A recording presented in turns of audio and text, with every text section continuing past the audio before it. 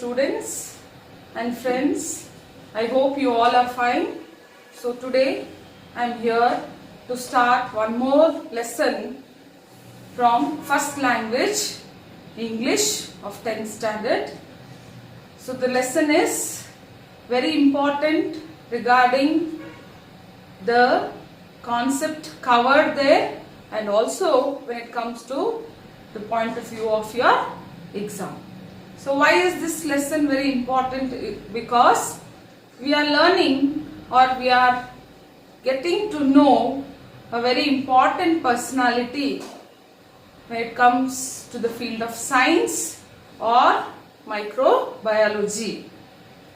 So here we know about several scientists and we are also learning about one more well-known scientist. So there are many scientists who have contributed a lot, especially for the well-being of the human beings or our environment or our planet. There are many well-known scientists, Einstein, C. Raman, Thomas Alva Edison. You know their contribution and how it has changed the life or the change which has changed the surroundings or our environment or our living style itself. So here in this lesson we are learning about a prominent person or a scientist, that is Louis Pasteur. So we come to know his contribution, especially which has helped in curing different diseases. So here we have to concentrate a lot regarding whatever is explained. So Louis Pasteur is also called the microbiologist. So why is this? Why do we call him as microbiologist? Because of his contribution to the field of microbiology. So because he has given us about the study of microscopic organisms, about the microscopic organisms, and that is why he is also called as the father of microbiology, because of his contributions in different fields related to these bacteria or the viruses. So mainly after his contributions or discoveries, so the particular wing or discipline regarding the study of microbiology was also introduced. So we all know about his different discoveries, that is the pasteurization, then regarding fermentation and also the different vaccinations or the vaccines. So all this helped a lot to bring a great change or difference in the life of human beings. So we are very lucky or glad to read about this great scientist, and it is really an interesting story or short story which is written by E.H. Carter. So the name of this or the title of this prose, the title of this prose chapter is Louis Pasteur, the Conqueror of Disease. Conqueror of Disease. So what's the meaning here? The conqueror who gave us the ways or a great discovery which made us to come out of this disease or keep ourselves safe when it comes to different diseases. What are these diseases? We will be learning one by one in the lesson. So here one more thing is his father.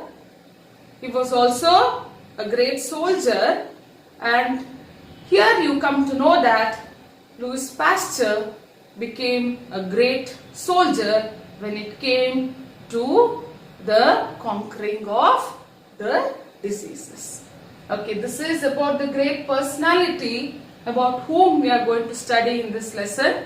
Various experiments that he has done and how he discovered various things, and he was a person who was always thinking about the well-being of the human beings. He never wanted to discover anything which disturbed the life of mankind. He never wanted to find or discover anything that led to the disastrous situation in the life of human beings. He never wanted to do that. He always supported the well-being of the mankind. Okay, now we'll know few things about the writer and start off with the lesson. So, E.H. Carter was the chief inspector of schools in England during 1930s and 1940s. So, you all know the inspectors related to the education department. They keep coming to your schools, or how they take on with the work related to the education department. So here he was also chief inspector of schools in England during 1930s and 1940s. He co-authored a book, a history of Britain. So he has also co-authored, means he also contributed regarding the book history of Britain. So he has written this short story regarding the great scientist, that is Louis Pasteur. On the field of battle, in one of his campaigns, Napoleon decorated for bravery a certain tanner named Pasteur. This brave soldier had an equally brave son, Louis Pasteur, born 7 years after Waterloo. He was not a soldier, but he was a fighter. So here the introduction itself tells you about the great scientist, and also you get to know about his father. So what was he? He was a tanner. Tanner means one who makes animal skin into leather. But this person was felicitated, or here it is given as decorated. Decorated means to give medal. So this tanner was felicitated by Napoleon. Napoleon in one of his campaigns, especially on the field of battle. Campaigns means a series of military operations. So why was he felicitated? He was felicitated because he was a brave soldier. So he was a great warrior. And this soldier had equally brave son who is known as Louis Pasteur. So he was born 7 years after Waterloo. So what is this Waterloo? Waterloo, a village in central Belgium, south of Brussels. So it is a village. So why is this very specific here? This Waterloo, it was decisively defeated by Napoleon on June 1815. So after this years, after 7 years, Louis Pasteur was born. Louis Pasteur was born. So he was not a soldier, but he was a fighter. So he was as brave as his father, but he was not a soldier, but he was a fighter. What type of fighter? We have to see in the further paragraphs. He fought disease. He devoted his life to the study of what we sometimes call germs, which men of science call bacteria, a Greek word meaning little rods. Bacteria are vegetable organisms little rod-shaped plants which exist in the air, water and soil and in the bodies of animals and plants. Some but not all are the causes of diseases. Some convert matter into food for plants. So now here, why is he called as a fighter? He fought disease. He fought disease. So he gave us different ways through which we could overcome some diseases which were really very dangerous, or it ended with the deaths of many people. So that's why he was called as a fighter. He devoted his life to the study of what we sometimes call germs. So mainly he studied about the germs, which men of science call bacteria. So men of science means especially the people who learn science as their, science in their study, or the scientists. So these all are called as men of science, especially who get their degree or master degree in the field of science. So they are all called as men of science. So what do they call these germs? They call it as bacteria, a Greek word meaning little rods, means very tiny, which we cannot see with our eyes. Bacteria are vegetable organisms, little rod-shaped plants which exist in the air, water and soil and in the bodies of animals and plants. So where do we see all this bacteria? It can be in air, water or in the soil and also in the bodies of animals and plants. And because of this, you may get some diseases, or they are the causes of diseases, but some bacteria are also very helpful in converting matter into food for plants. So in converting the matter into food for plants. So mainly Louis Pasteur, he concentrated on the study of such germs, or you can call them as bacteria. Louis Pasteur had a very busy and interesting life. He not only made some exciting discoveries about germs, but he was able to use his discoveries in very practical ways. He worked hard in his laboratory with test tubes and all kinds of experiments. But nearly all the time he was working to help people who were suffering in some special way from disease. Among the people whom Pasteur was able to help were brewers, breeders of silkworms and cow keepers, all of whom were trying to carry on important industries in France. Pasteur was always very proud of being able to help his country in this way. So here what do we come to know, that he used to be always very busy and interesting. He had a very interesting life, and he not only made some exciting discoveries about germs, but he was able to use his discoveries in a practical way. Means whatever he tried to discover, that was brought into the life, or that was experienced, or it was made use by the people. The practicality of his discoveries was very important here. It had practical usages. He worked hard in his laboratory with test tubes and all kinds of experiments, but nearly all the time he was working to help people.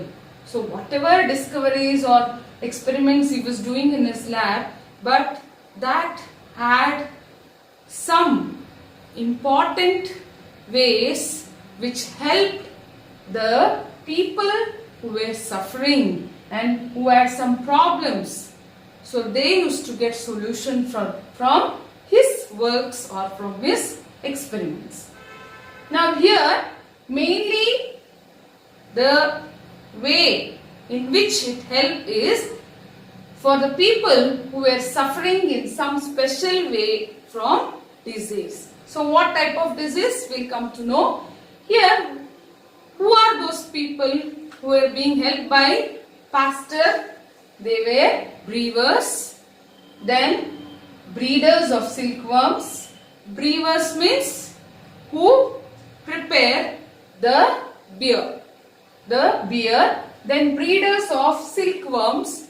So breeding of silkworms for the purpose of silk or silk industry. And cow keepers, animal husbandry, cow keepers, especially the cows. All of whom were trying to carry on important industries in France. So they all had their own industries and they used to face different problems, especially diseases related to the silkworms or the cows. So regarding this, Louis Pasteur helped them a lot. Pasteur was always very proud of being able to help his country in this way. So here he felt that he is contributing something, or he is contributing to the problems of the people in his country, and thus he is able to serve his country. Louis Pasteur, born in a little French country town, was interested in chemistry when he was very young. After studying hard in Paris and showing great promise, he began to teach and lecture as professor of chemistry. He became a professor at Strasburg in Alsace, and he married a wife who was always to be his closest companion and assistant. So now you can come to know how his career had different changes. So he was born in a little French country town. So he was born in a country town and was interested in chemistry. So his field in science, it was chemistry. He was very young. After studying in Paris, what was his first profession that he got into? That was teaching. So he was a very promising person. So he began to teach and lecture as professor of chemistry. So his profession was teaching. So he was a teacher. So from the profession of a teacher, he has become a great scientist. He became a professor at Strasburg in Alsace, and he married a wife who was always to be his closest companion. Companion means a person or animal with whom one spends a lot of time, and she was also his assistant. So this is the introduction of his professional life, and also you come to know how his wife was, who was a partner and also an assistant in all the work what he did. Pasteur was deeply interested in all the new experiments that were being made in chemistry and decided to solve some of the difficult problems that were worrying chemists and other scientists. Sometimes he used to sit for hours quite silent and motionless, thinking hard about one of his difficulties. He found this the easiest way to solve a problem, and when he thought of a solution, his kind, tired-looking face would brighten with pleasure and excitement, and he would rush round to tell his discovery to his wife and to others who were helping him. So here, when he was interested in something, deeply thinking about something or some new experiments, so when he was very much interested in that and used to make some study regarding that, especially in chemistry. So when he used to try to know many aspects regarding this interesting things or new experiments. He used to study a lot, he used to try to discover a lot, and at that time he decided to solve some of the difficult problems that were worrying the scientists and the chemists. So that time what did he thought? He has to give some solution for the different problems regarding the chemists and scientists. And during that time, sometimes he used to sit for hours. So discovery is one thing. So his interesting aspects which he wanted to know, that is one more thing. But with that, he wanted to give solutions to the problems of the chemists and scientists. At that time, he used to sit for hours. So whatever he wanted to know, so he used to sit for hours and think about that. He used to sit very silently, motionless. Motionless is not moving, stationary, without movement. And he used to go on thinking hard about one of his difficulties. So about each difficulties to which he wanted to give some proper result, he used to go on sitting and thinking. He found this the very easiest way. Actually, this was the very easiest way for him, sitting very quietly without any motion and going on thinking about that problem. So when he used to get the solution, his kind, tired looking face would brighten with pleasure. So once he gets any solution for that or a proper outcome, he used to become very active. So if he used to sit silently and used to think so much that he used to look very tired, but once he gets that solution, he used to be very happy. His face used to get brighten up with happiness, with pleasure, and he used to get very excited and used to go and tell this to his wife and also the other people who were helping him in his work. In 1854, Pasteur was appointed head of a college of science at Lille, a busy manufacturing town in the northeast of France. He was pleased about this because he always felt that trades and industries could be helped very much by the research of men of science. His chance to be useful soon came. So now he got appointed as the head of College of Science, especially in a place that is called Lille, which was a busy manufacturing town in northeast of France. So still he was continuing in the field of education itself. He was pleased about this because he always felt that trades and industries, so the trades and industries, they can be helped very much by researchers of men of science. So the industries or the trades, whatever that takes place, so they get lots of information or help from the field of science, isn't it? So that's what was his belief, and as a person who is interested in the field of science, he was very happy because he got the appointment in a town called Lille, which was the manufacturing town in the northeast. And he felt that this opportunity can be very useful for him, and that has come very soon to him, or he has got that opportunity very soon or earlier.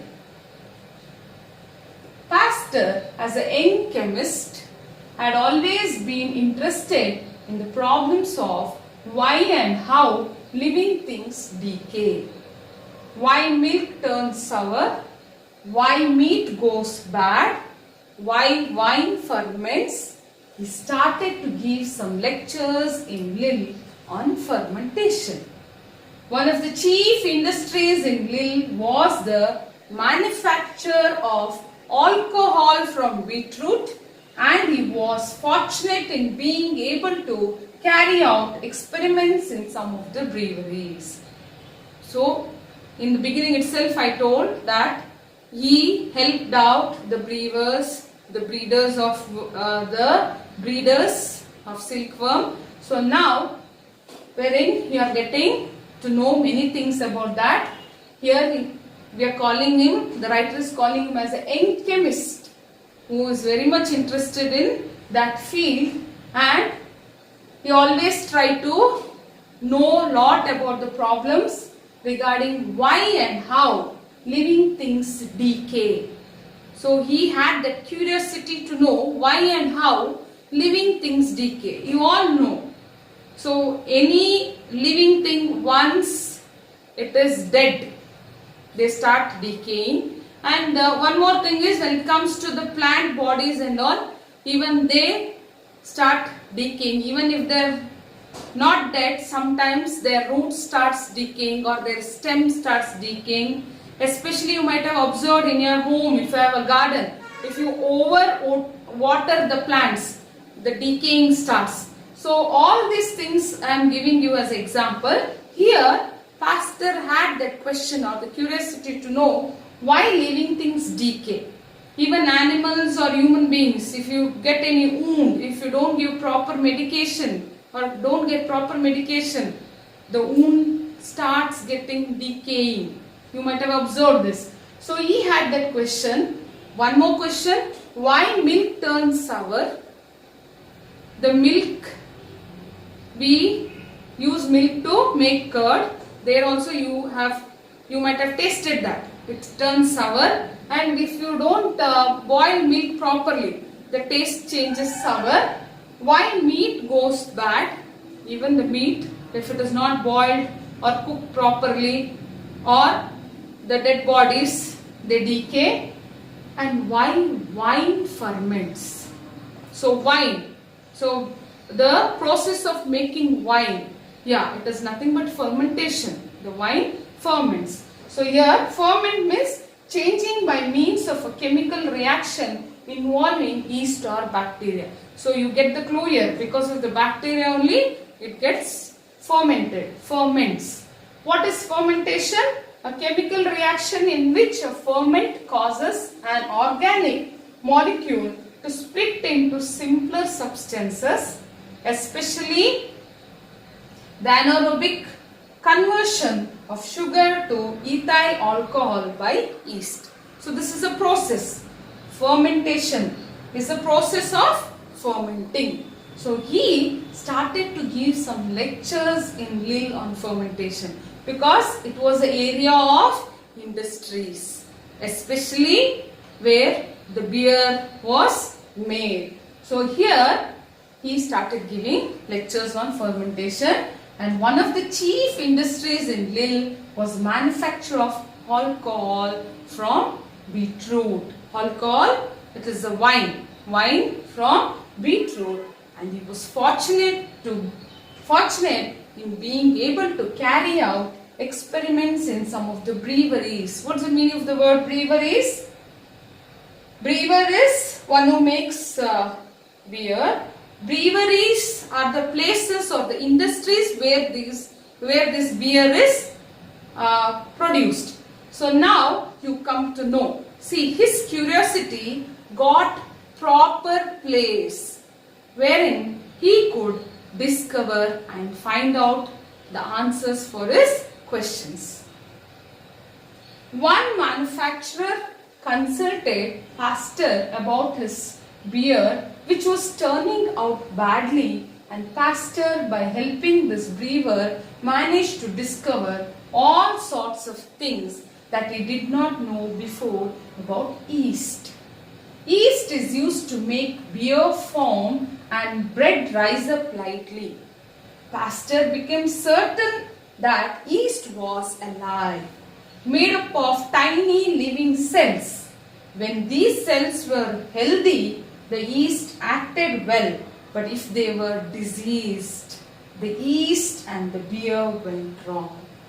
So now he got a situation was there, or he got an opportunity where he could learn more about yeast or study about the yeast.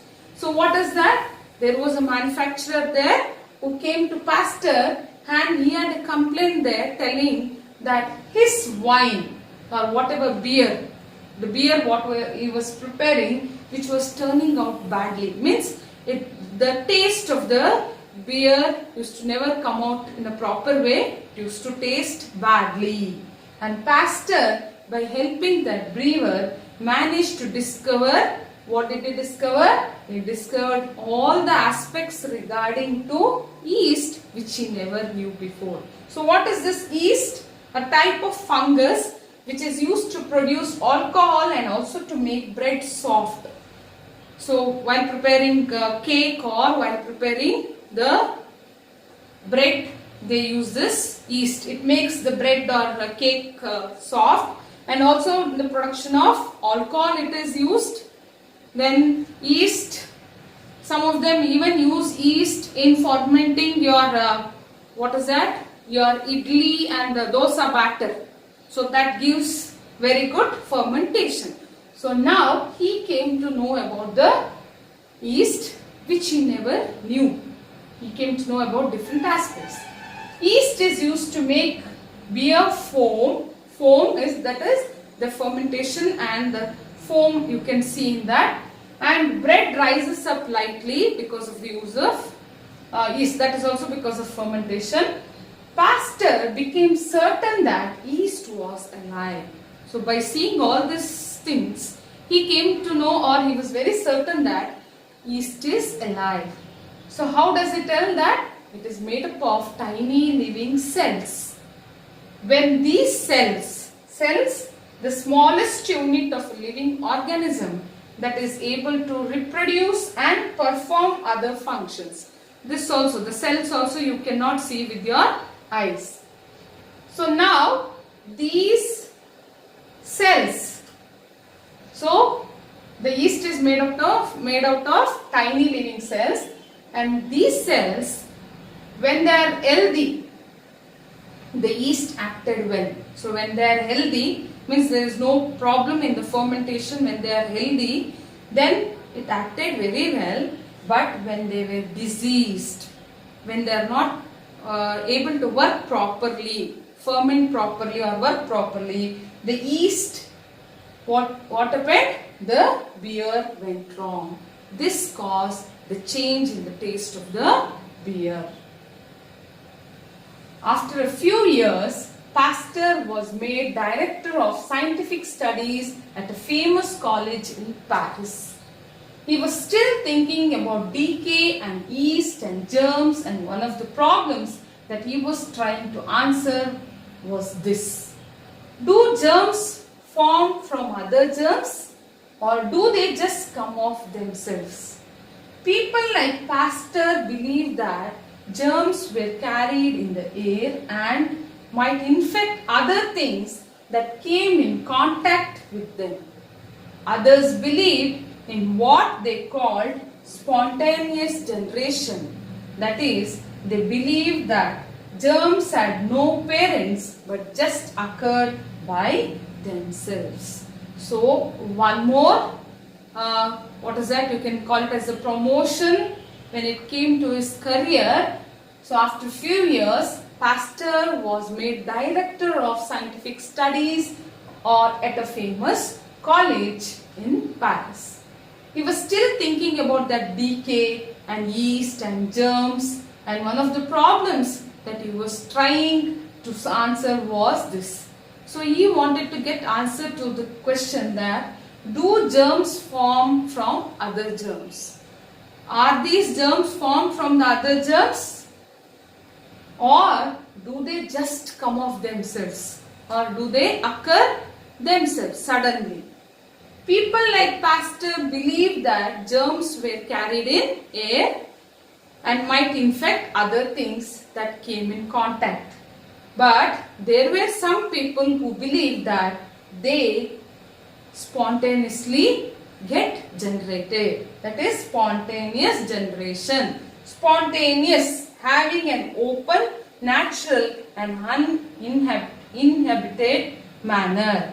So spontaneous means having an open, natural and uninhibited manner. Means they are not forming out of any other source, that is maybe from other germs, but suddenly they are occurring. That was also believed by different people. Or one more thing is, they believed that germs had no parents.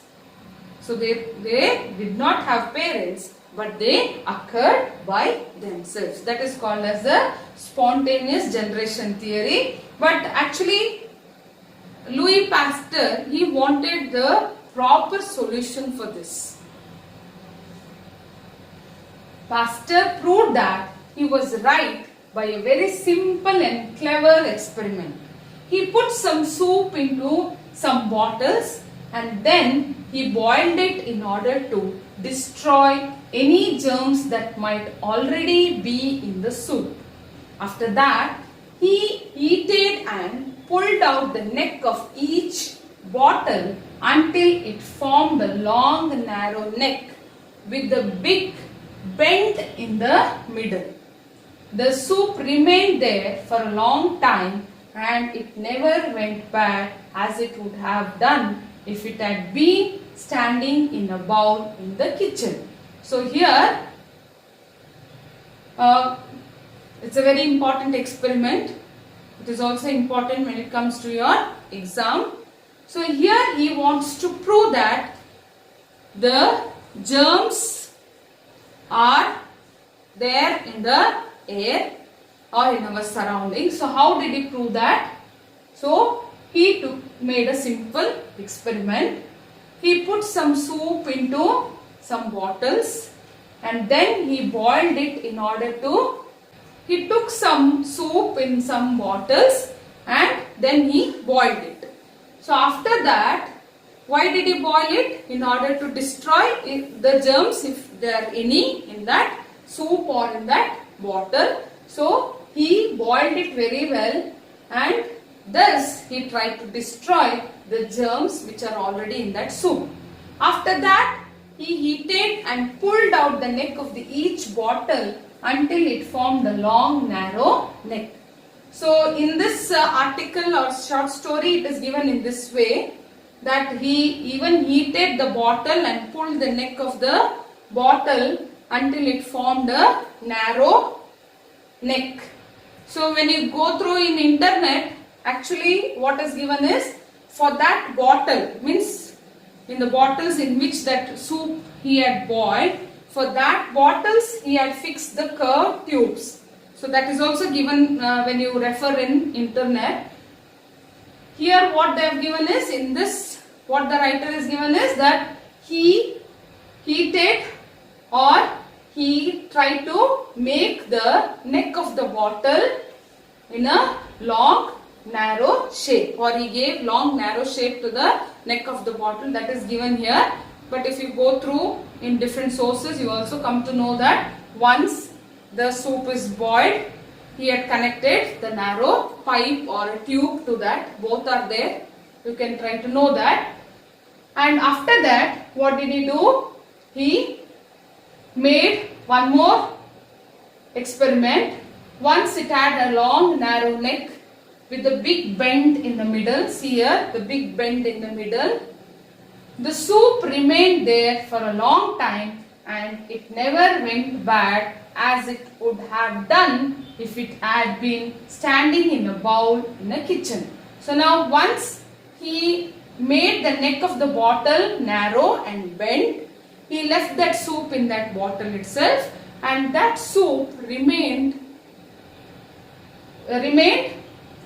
for a long time without getting infected, or it did not spoil, as if the soup that will be kept in the container in the kitchen or in a bowl. So when you heat anything or you cook something again and again, or heat it again and again and keep in a bowl in your house, so any curry or any gravy, once it is prepared and we use it, again we go on boiling it or heating it again and again, and if we keep it, it will not go or it will not get spoiled. In the same way, the soup was also heated or it was also boiled and it was kept in that, what is that, bottle, and the neck of that bottle was made bent and that soup never spoiled. So what is the reason? We'll see.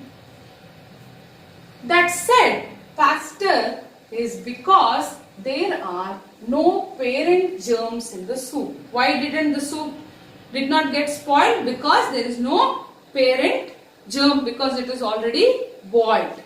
And they cannot reach it because of the bend in the long tube. And one more thing, the other germs from the outside or from the air, they could not enter that bottle because of the bent neck of that bottle. Bent neck of the bottle. Be very clear here. And it was a long tube. So he took one of the bottles and spit down the tube so that it settled in the bend. So now he had many bottles and he had done that. He took one of the bottles and slowly he spilled that soup. So where did the soup come and settle? It came and settled in the bend of the neck of the bottle. The bend place, it came and settled there. So that it settled in the bend. This soup went bad. This soup went bad. We often speak of dust traps. Dust trap means a place where a lot of dust gathers. Dust trap means the places where the dust get accumulated. So easily, which is exposed to the air or to the wind, those places you see the dust will be accumulated. So here, that bend of the neck of that bottle, it was a dust trap. There itself the soup was kept, or it was spilled and it got accumulated there, that soup, and that place was also a dust trap. Well, this bend in the tube was a dust trap because the dust which, as we now know, may carry germs with it could get as far as the bend but no farther, and it settled there and infected the soup. So this is very clear why the soup that was there in that bend got spoiled is because of the germs. That place was a dust trap, means it was a bend, and the germs could only move up to the trap or to that bend, but they could not move farther. They could not go into the bottle. So they got trapped in that area, in that bent area. The soup was also brought up to there, or it was spilled a little bit and it came and got accumulated in that bend, and easily it got contact with the germs, and thus the soup in that bend got spoiled and the soup in the bottle was not spoiled. Be very clear. These paragraphs read again and again so that you can understand it, because one thing it is for your knowledge, the other one is you have to explain it very clearly when it comes to your exam point of view. So there you come to know about this one experiment. This is only one of many hundreds of experiments which Pasteur made to show how full the air of dust particles and how germs may be carried by this dust. One very useful experiment was made to show the difference between pure and stale air. Pasteur again filled some bottles with soup. He took some into a little hotel bedroom where the air hardly ever changed, broke their necks off so that the air could enter freely, and after a few minutes sealed them up again. So you have one more experiment. This is also very important, but you have to concentrate here. This experiment was done by Louis Pasteur to show the difference between pure and stale air. Keep it in your mind. This is experiment done by Pasteur to show the difference between pure and stale air. So this is also very important experiment. So listen properly. There is only one of many hundreds of This is only one of many hundreds of experiments which Pasteur made to show how full the air is of dust particles and how germs may be carried by this dust. So the previous experiment what I discussed or I explained. So this is one among many hundreds of experiments that he has done to show how much of the dust particles in air, they carry the germs, and how the germs are carried by this dust, and thus there will be the process in which there will be the spoiling of different things. Okay, that is one experiment. Be very clear. The other one very useful experiment which shows you the difference between pure and stale air. Pasteur, he made one more experiment where he filled some bottles with soup and he took them and kept one bottle in a little hotel bedroom where the air hardly ever changed. Means in a little bedroom which was closed and where there is no change in the air. That room is confined with less movement of air. It was confined and there was no change in the air. And what did he do? He broke the necks of that bottles. Means he kept it open. He broke the necks. He broke it and he kept that so that the air could enter freely. So that the air in that room enter freely into that bottle, and after a few minutes sealed them up again. So once the air entered into that bottles, he sealed it. Means he closed it. Okay, next you can see. He then took some more bottles of soup into a field nearby and did the same with them. So he took the bottles to a nearby field, that is open area. So again what did he do? He broke their neck and left that soup to get exposed to the air, and then again he sealed it. Finally he opened some on the top of a high mountain and again sealed them up. So one more place, it is at the top of the high mountain. There also he opened the bottles. So the soup got exposed to the air there and again it was sealed. What was the result? When they were examined, the bottles opened in the hotel bedroom were full of soup which had gone completely mouldy. Completely it was spoiled.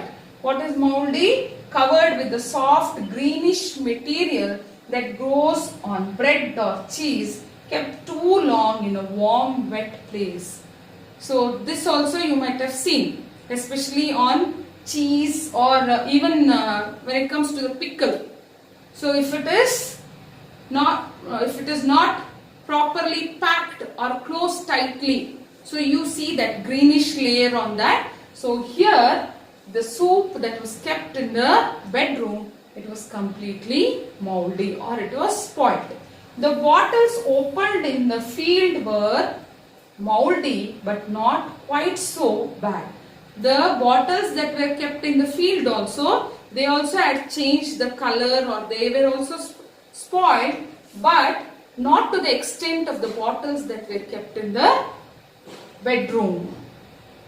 Those opened on the mountain had no germs in them at all. So the bottles that were kept on the mountains, they were not spoiled. The soup was not spoiled in the bottles that were kept on the mountain because had no germs in them. It did not have germs in them. Nowadays, we pay a great deal of attention to pure air, open windows, to freedom from dust, to garden cities. Pasteur was one of the first to show how necessary all these are if we are to fight against germs and disease. So in that era itself, at that time itself, he has proved about the pure air and the stale air. So pure air, it is 100% sure, especially when you go to the mountain areas or the hill stations, you can really feel that pure air or breathe that pure air when it comes to the area which is completely closed, or the area which is at the tip of the mountains. So here the writer is telling, nowadays we pay a great deal, means we try to give great importance or attention towards pure air. We want pure air. We are trying to get pure air, but there are no measures that are followed for that. And we want to keep the windows open to get pure air, or we want to be free from dust, or we want this different, provisions to be done to get pure air, like garden, park, planting trees, all these things. But Pasteur was one of the first to show how necessary all these are if we are to fight against germs and disease. So this is all very much needed, because this will help us to fight against germs and disease. Who showed it long back? That was Louis Pasteur. Another very useful discovery of Pasteur's while he was working in Paris was the process which we now call after him pasteurization. Some French wine growers were troubled by a germ which had turned their wine sour. Pasteur showed that by heating the wine or milk or whatever it might be to a temperature of 50 to 60 degrees centigrade, the germs were made harmless. Pasteurized milk is milk which is being treated in this way and then sealed to prevent more germs from entering. So one more process, or it was a useful discovery that was given by Pasteur, that is while he was working in Paris, was a process which we call after him, means after his name, that is pasteurization. So what is this pasteurization? Partial sterilization of a substance, and especially a liquid like milk, at a temperature and for a period of exposure that destroys pathogenic microorganisms, especially to the temperature of 50 or 60 degrees when that milk is boiled.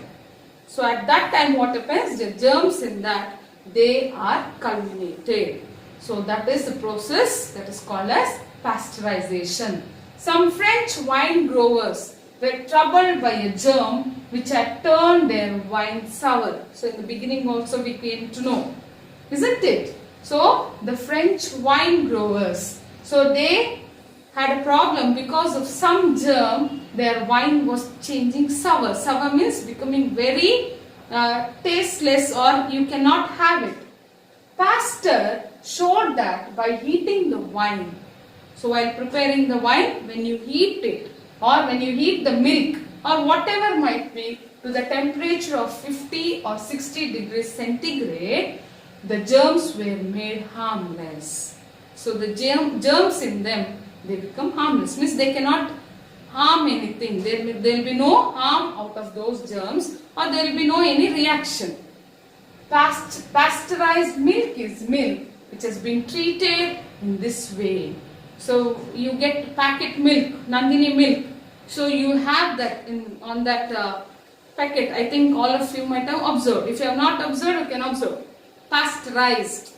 Yeah. Pasteurized milk is milk which has been treated in this way and then sealed to prevent more germs from entering. So they pasteurize it and then they seal it so that no other germs enter the packet or the the package. So children, you have come to know about the different aspects or the different experiments that were conducted by Louis Pasteur to prove about the germs and the stale and pure air, and also the process of pasteurization. All the three are very important in point of view of your exam and also to know about it. So read the paragraphs very clearly and know it properly. So this is the first part of the lesson. The next part or the next paragraphs will be covered in the next part of the lesson. Thank you.